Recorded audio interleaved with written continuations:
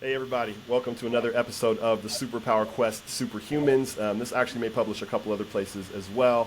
And today I get the joy to interview a friend of mine, Matthew Klein, who is a marketing and operations specialist. I call him a genius, but he's not necessarily all about the self grandiosity. He's a humble dude. I've gotten some time to really dig in with my friend here, and we're going to talk a lot about his story. So welcome to the show, Matthew. Thank you so much for having me. All right, it's good to see you. So when I asked you what's one thing you would want people to know about you, you said you took your time, and that's one of the things I really appreciate about you is you're a thoughtful man. You take your time. And you finally said you're measured and pragmatic, but you're loyal and you fight for your people. Can you tell me a little bit about that? Why you said that as the one thing you'd want people to know about you? Yeah, you probably the way I actually answered that was most telling because I didn't answer right away. Partly I don't know that I had that answer, on the tip of my tongue, like ready to come out. Yeah. Which sort of speaks to that. I'm careful with what I say. I'm very kind of thoughtful in putting things together. Ultimately, what I deliver is I tend to be logical, be process driven. Yep. Follow a process to get to an outcome. It allows me to actually measure results, be able to adjust things, identify flaws in it, fix it, and deliver a better outcome. But at the same time, one of the things that I've always valued about myself and what I think others value about me is that I develop deep relationships and relationships that stick. Yeah. And I'm less about breadth and more about depth with people, and that causes me to develop things that reasons to be, reasons to deliver. Yes. And ultimately that I'm not going to put my name on something I'm not passionate about, I don't believe in. Yeah. And it does cause me, when I do find that thing or those people, that I will go to the ends of the earth for them. I'll fight for them. Dude, I love it, man. And that is a part of the reason that I'm even interviewing today. I go out into the world and I meet so many different people. And I love telling the story of greatness that lives inside of everyday people. And as I talked to you, I was very struck by this. So you took the Superpower Quest starter survey, and you put that your core drive was order, and order is, I believe, there is a right way to do things. I long for a state of proper fine-tuned perfection. So that's at the top of your pyramid in terms of what you want to see in the world. And then your hero types were organizer and achiever. So organizer is the idea you bring reform in the direction of efficiency, and then achiever is the idea of tenacity, and you push things to the end. But what's cool about when we talked, because people that have your particular hero type combination can be people that roll over other people, right? And that put getting things done above relationship. But when I started digging with you, I found out that you're a very relational guy. Have you always been that way? Or is it learned? I can't say that I necessarily have per se. Yep. I mean, I've always valued close friendships, close relationships, family, and it's something that over time, as I've grown my own family, that I have valued even more. Yeah. I've been very blessed in my career to get to places, generally smaller organizations, where people care about each other. People are like-minded and focused on a shared vision, shared goals, and that's caused that. I think the thing that I probably had inside to really become a major focus of mine. And so, I probably did always have it, but maybe I wasn't as aware of it as I have become as my career has progressed. Yeah. It makes sense, man, because your third, you said that if you had kept going after the organizer and the achiever, the next would have been the nurturer, which is the loyal caretaker. That's like my son Jaden, who is just above all a loyal caretaker of his people. And so you organize and you achieve for the sake of your people, which is, it's just a massively beneficial gift to have on any team. It's hard to put those in order. Yeah, I bet it was. Yeah, totally. So tell us a little bit about your origin story. What are some of the moments that made Matthew Matthew? Yeah, early in my career, I didn't really have any type of direction, Yeah. and it actually afforded me to try several different things, and it even brought me, to places around the world, actually. So I was able to experience things that were very outside of my comfort zone, Yeah. made me feel a lot more comfortable putting myself out there and really trying things until I found something that I could really grab a hold of and be passionate about. And shortly after I finished my master's degree, I had an opportunity to kind of apprentice under a CEO as I grew my the industry specific skill set, which actually was my foray into marketing, and in particular digital marketing and web optimization. Yep. And it enabled me exposure into, I would say, the inner workings of the business, but also it got me exposure to executive level meetings. It got me exposure to sales. It got me exposure to a lot more things that enabled me to really kind of fine tune, I would say, a broad set of skills, and then allow me to kind of take the different pieces of those broad set of skills and narrow it into the thing that I think matched best with some of my most inherent traits, which were those things we talked about: order and a drive to achieve, but also this fulfillment via the relationships that I create. Yeah. Now, have you always been in marketing? Since the beginning, or no? I had an early stint in banking and also hospitality, and then after my master's program, that's when I got into marketing, and I've been in there ever since. Okay. For about 14 years now. 14 years of marketing. Okay. All right. So we're going to get into that in a moment. What's one thing you learned from the CEO that you apprenticed under?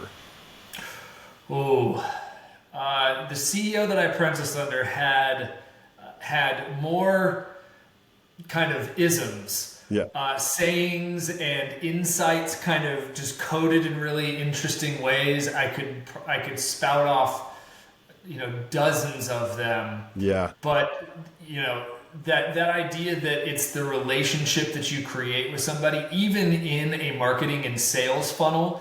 He always used to say people don't buy from websites or phone calls or stores. People buy from people. Man. And it's the dissemination of a message that really causes an action. And it's that message is the right message to the right person at the right time that ultimately gets what we call micro yeses. Yeah. And those micro yeses add up to a macro yes, and that's the ultimate purchase and at these value exchanges. And so, always taking kind of that lens of I am a person who is engaging in a value exchange with another person, and utilizing that to craft my marketing messages is something that has always stuck with me and kind of will always stick with me. It's become kind of part of my bedrock. That's so cool. So then looking at marketing through a very human lens, right? The idea of humanity, the idea of touching someone else's humanity, relationship. So often that seems to be exploited in marketing, right? And to where it's created a very jaded culture, right? Like we're very jaded and we're very suspicious of messages, and we're always looking for the angle. How do you navigate that tension between I'm trying to get a yes and I'm going to be human to do it, but I'm also going to try not to become icky and manipulative with it? Yeah. So it very much depends on the medium, I would say. In the digital world, we use things called anxiety relief or reassurance messaging to get ahead of those catches. Yeah. It's the customer that's asking like, hey, this feels too good to be true. There's got to be a catch here. What are you going to do with my information? Are you credible? And so we get ahead of those as a marketer. We get ahead of those things by implementing reassurance messaging, credibility, anxiety relief, ensuring that they know that the transaction's safe or that their information is safe.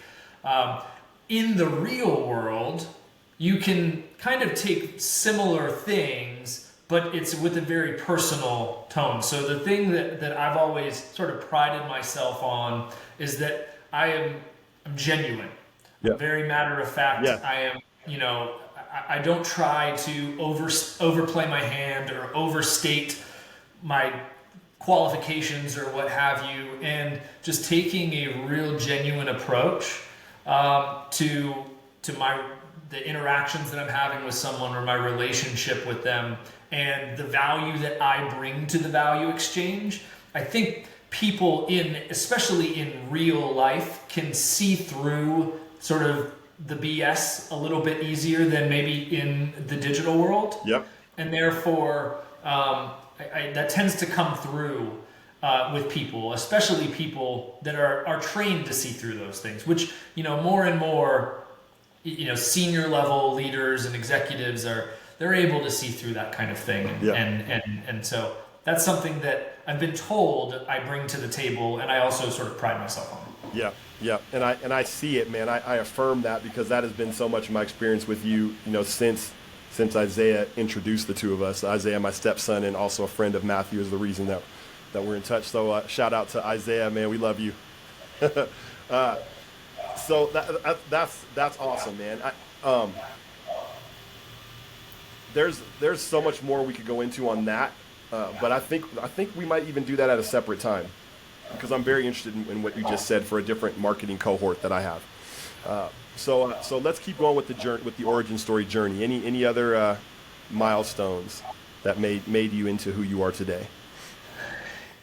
There's lots of them. Yeah. I have gone through, I've kind of seen the full gamut of the roller coaster of building a business, downsizing a business, the joys of growth and the pain of loss.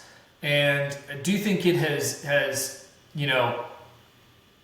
made me more focused on learning from my mistakes, knowing that not everything, works exactly as you should, being able to overcome adversity. Now that I look at it, I say I've had the privilege of experiencing some of this adversity, because it has taught me so many lessons, and I'm grateful for it, because ultimately out of the fire comes strength, and it sharpens your blade. And so I've been able to learn a lot of really valuable lessons, and I think it's contributed to that pragmatism that I talked about. Really being measured, thinking through how to solve a problem, identifying where the potential pitfalls are, and ultimately still finding that hypothesis and going after it full speed until you learn to fail quickly, and pivoting. Sort of almost like the lean startup approach in a micro sense. Yeah. But there are many milestones throughout my career so far that have led me to that. All right. So can you give me an example of a time that you had to push through adversity, right? And that you were tested, and that you were able to come out the other side refined?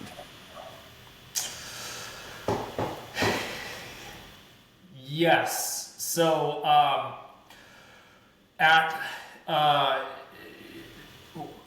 so I've been in digital marketing agency world, consulting for quite some time, and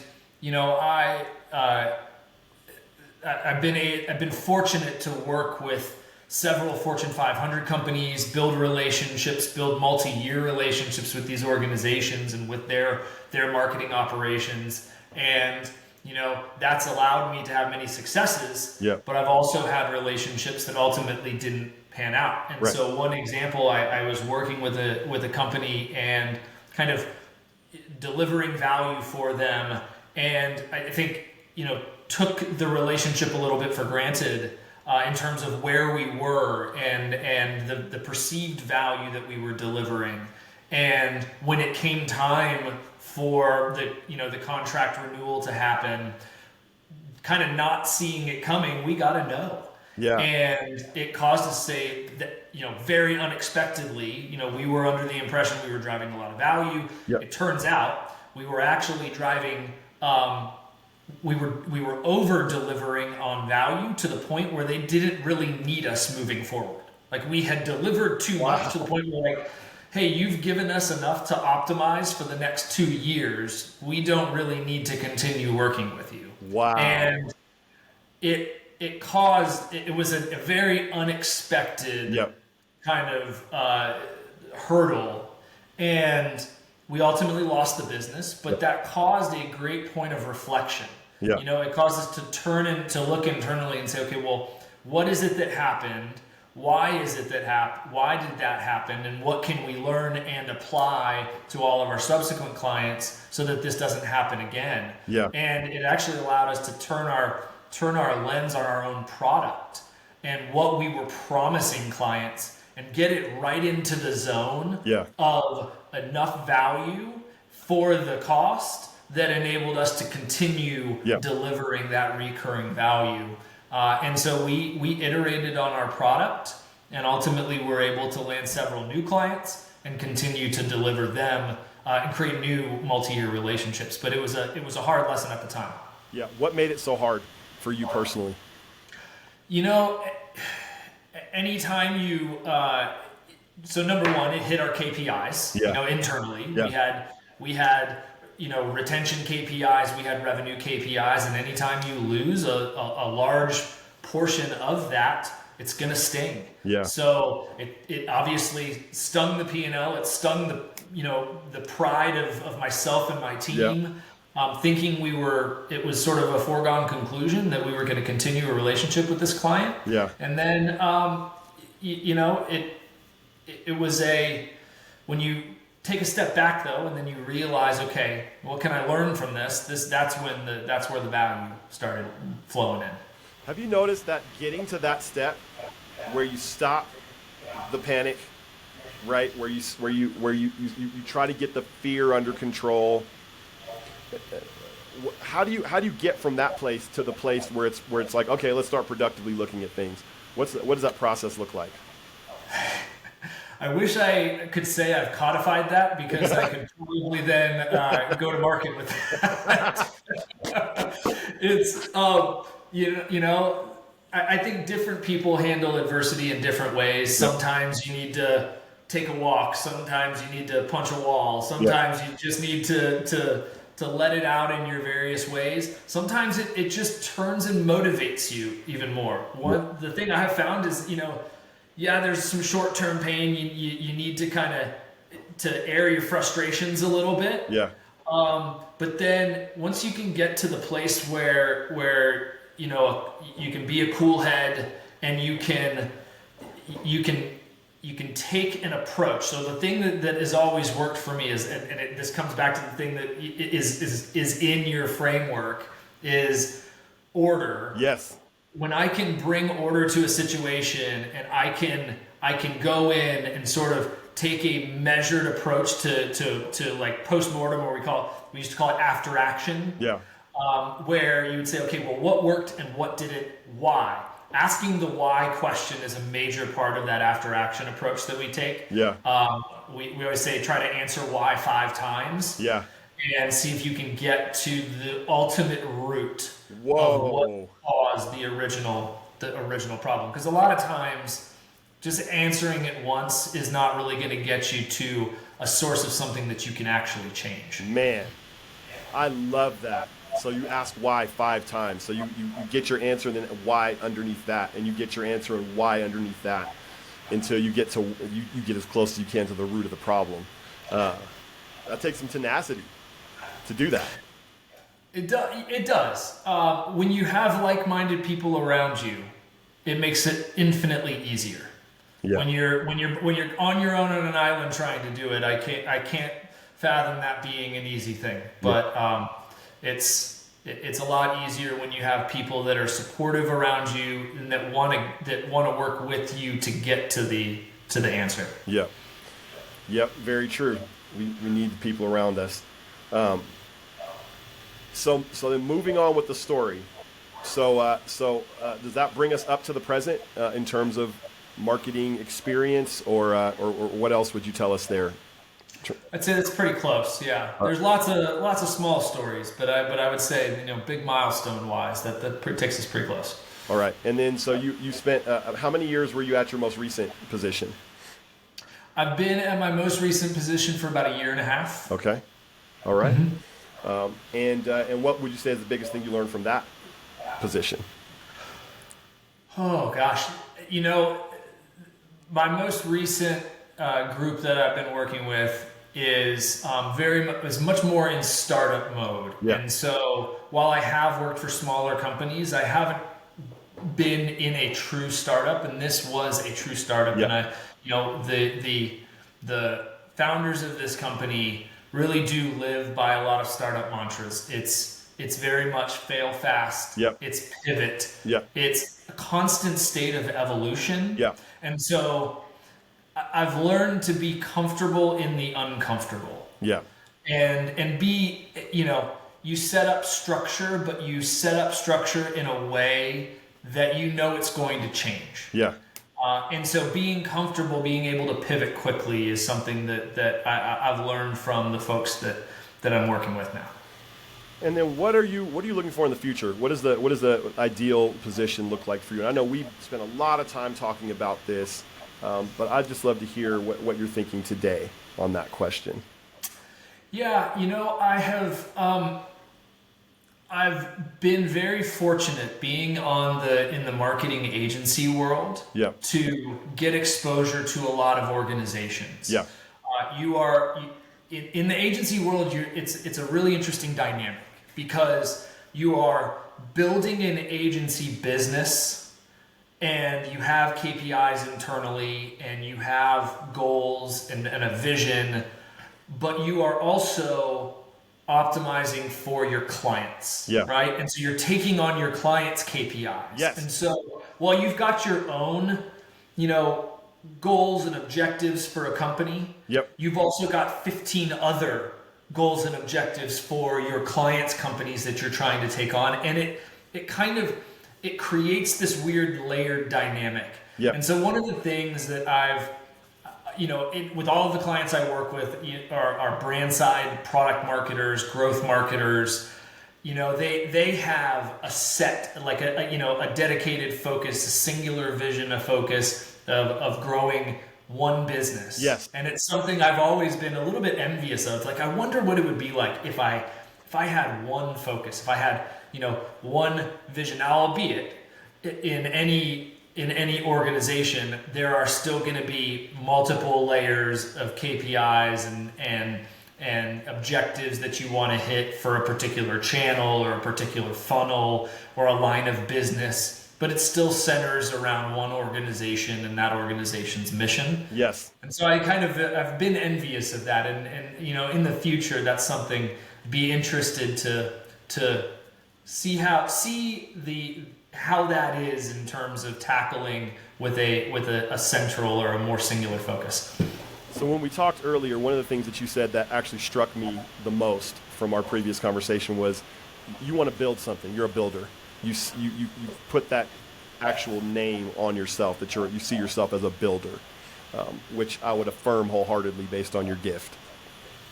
But you said you want to build something that's something beautiful, but not necessarily big, but beautiful. You want to build something beautiful. Can you tell us a little bit more about that? It's something that actually I learned a lot. As I mentioned, I early in my marketing career, I apprenticed under a CEO, and that was always something he said. He didn't want to build a big company. He wanted to build a beautiful company. Yeah. And I got to see it in action a little bit. I also got to see where that sort of failed too. Yeah. But it really resonated with me, this idea of, not necessarily measuring the success of an organization by revenue or market share, but instead measuring it by impact. Yeah. And not necessarily magnitude of impact, but impact on, you know, something that is measurable. So maybe it's it's an organization or it's a mission that impacts one specific community, or it's it impacts one particular industry. It doesn't necessarily need to be global impact. Yeah. But the idea of that is that it's really focused on a mission. Yeah. It's a mission to improve something or some some aspect of life for someone. Yep. And that's always something I learned early on in my career, and it always stuck with me. And I said, if I ever build something or contribute to building something, I want it to be meaningful. I don't want it to just be another thing that people may not necessarily need, but it allows it to make revenue. Right. Or be something that doesn't really have a meaningful impact or provide a betterment to people. Yeah, that makes total sense. And so ultimately, because you are a builder, you're a builder, you are an executor, you are an organizer, you are a person that when you're brought into the organization, the overall effect that you're going to have is to bring order, but not order in the sense of just dominating rules and systems that restrict people, but order in the sense of setting people free, because you also care very much about serving your tribe, being a part of a tightly knit team, having relational health, right? That's super important to you. But you want to get with a group of tightly knit people and you want to build something together that's meaningful. That's what you want to do. Right. Yeah, that's right. And you have a massive ability to do that. That's I think been proven through some of your experience up to this point. So let's put a little finer point on that. Is it going to be in a marketing capacity? Like, do you see yourself as maybe a CMO, chief marketing officer, COO is kind of something I've thrown around. That also seems to apply. I don't need you to necessarily put one of those titles on it, but it's helpful for the people watching to know kind of what as clearly as possible what that contribution is going to look like. This going through this process has allowed me a bit of an inflection in terms of turning inside and saying, okay, well, what is it that I really want to do, but also what can I do? Yeah. And I don't want to turn my back on the 14 plus years of experience that I've gained. So the most logical kind of way for me to contribute is in some sort of marketing capacity. Yeah. Yes, there is general management. I've led teams in the organizations that I've been in, and that has enabled me kind of to learn the manager role, and I've in the leader role. But I still the vast majority of my exposure has been into marketing organizations and the marketing skill sets, and so it's the most logical place for me to contribute my skills and further grow myself as well. Right. Because marketing is a massive, massive space, and I don't pretend to have gleaned all of the skills yet to really be to be the most effective marketer I can be. So I want to continue to grow in that space as well. Sure. So as I think about where my skills would be best applied in the future, I still believe it is in some sort of a marketing capacity. Okay, marketing capacity, but we're also talking about you want ideally it's a focused capacity, so not like agency, right? Where agency is many, and you'd like to carry the banner for one brand. That's right. Yeah. Either something that I can plug into, I like I said, I'm not the type of person that wants to be a cog in a big machine. Yeah. That gets back to what we talked about wanting to build something and wanting to build something beautiful.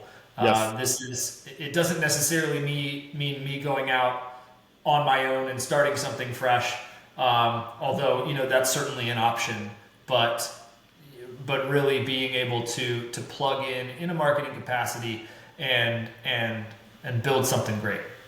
Yes.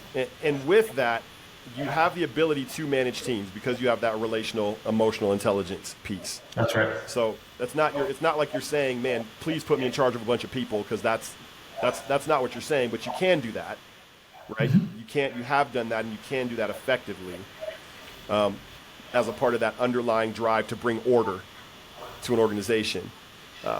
But tell me a little bit. Go ahead. Yeah, I would just add kind of one more thing to that is it's also to grow people. Yes. Like I said, I value those relationships. Sorry if this is where you were going. No. Yeah. But it's to grow people, to see people grow. So I don't. I've had recent conversations with a few folks that I really value. We've had this discussion about types of leaders. Do you want to be the smartest person in the room and lead kind of by providing direction to people and providing mandates? Hey, this is how you go do this thing, go do it kind of thing? Or Yep. do you want to surround yourself with people that ultimately can improve you, Yeah. while also kind of having a relationship that gives back to each other? Yes. And surround yourself by people who might be smarter than you and being Yes. totally okay with it. Yes. And I'm definitely the latter in that case. Yeah. I don't pretend to be the smartest person in the room. And I like to surround myself with people that contribute equally. And my goal in those team settings is to provide framework, to provide structure, to grow themselves and to grow those around them. Yeah. Oh, that's amazing, man. And I see that. Like, part of what I love about these interviews is I've gotten the chance to dig in with you and get to know you and hear all these cool things about how your mind and how your heart works. And so when I hear you speak, there's just a resonance inside me, right? Because, again, that's my gift. My gift is I'm like Professor X in the X-Men, right? Like I'm like, this person, I see how your mutant power works. Let's bring that up to its fullness. Let's put you in the right team, and then let's put you in this situation to go and overcome. So I've got a really finely tuned sense, a BS meter for sure. Like I can tell when there's BS, and there's none of that with you, bro. Like I get none of that from you. It's just what you see is what you get. You're comfortable in your own skin. You know who you are. You have these beautiful aspirations. My next question is even more specific. So what's the thing that you do that you've done in marketing that just always works? It just always comes up roses when you're involved in this particular way or function.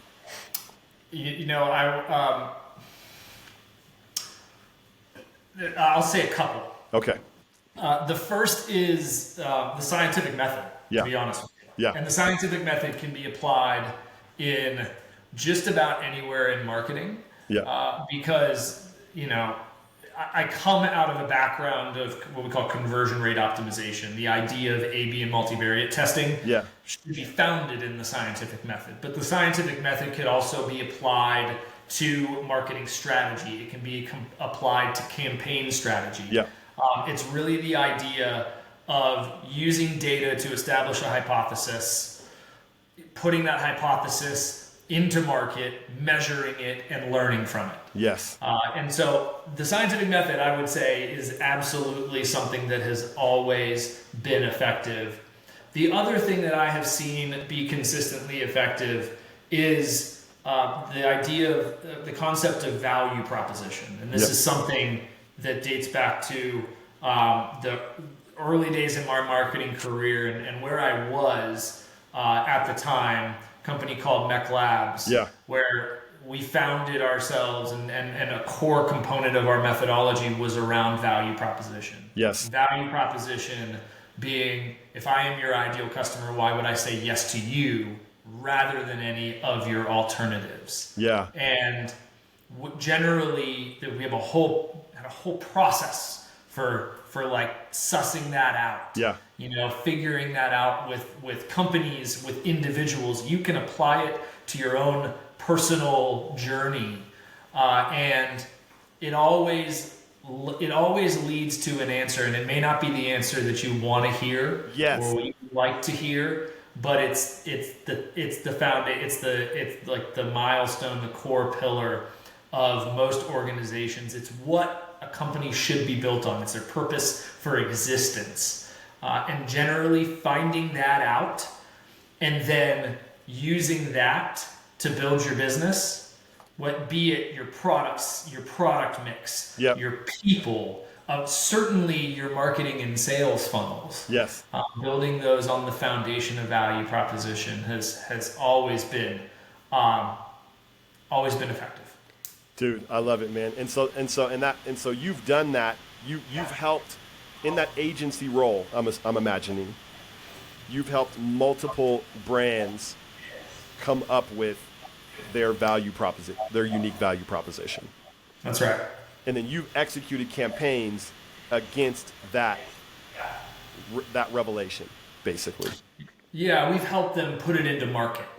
Yeah. Be it on their website, be it in their brand even, and then certainly in channel marketing and whatnot. But yes, the proliferation of the value proposition.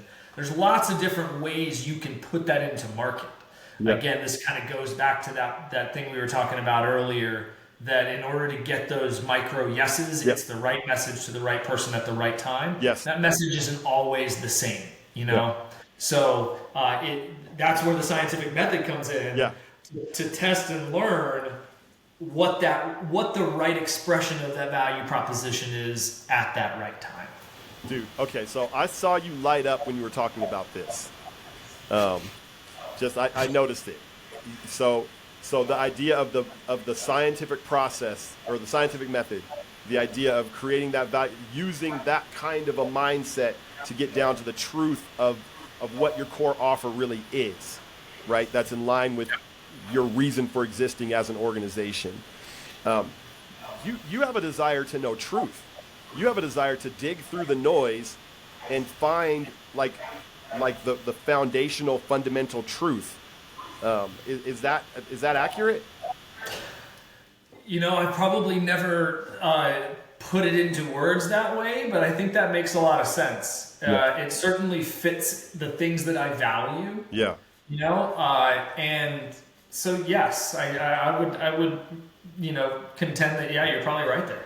Right. And that's part of what lights you up, and that's part of like you're helping people see the truth. And I even heard Isaiah once told me one of the maxims of Mech Labs was that good marketing is the truth well told. Is that am I saying it right?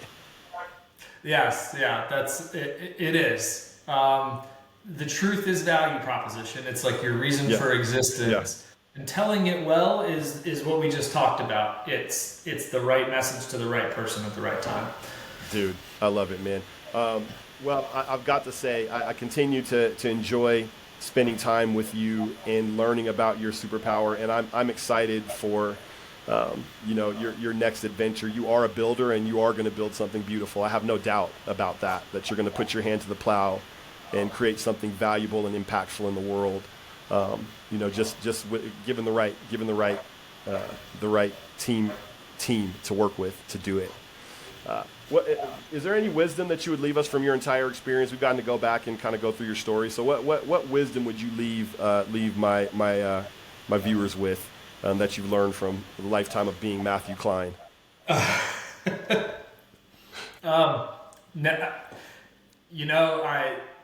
I don't claim to have a ton of wisdom, but if I had to, it would be to never stop learning. Don't get complacent. The minute anytime I've felt like I've been complacent, it's burned me. Yeah. I have learned a hard lesson there. And so, the world is ever evolving, marketing is ever evolving, the world of business is, and complacency breeds stagnation. Yes. And ultimately, you're going to get burned.